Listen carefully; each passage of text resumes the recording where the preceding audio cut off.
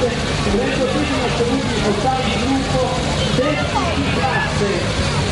Prima esperienza per questo equipaggio che, vi ricordo, normalmente partecipa a eventi ma con posizioni invertite, normalmente a guidare Santino Siciliano, facciamo andare avanti in senso, eccolo qui, per così.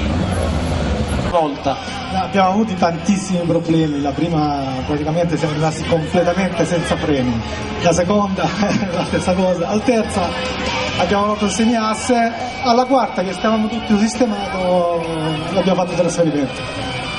Va bene, l'importante è essere arrivati terzo di classe e comunque il risultato l'hai portato a casa. Sì, diciamo di sì. Perfetto, un saluto anche per questo equipaggio nuovo, almeno nelle posizioni.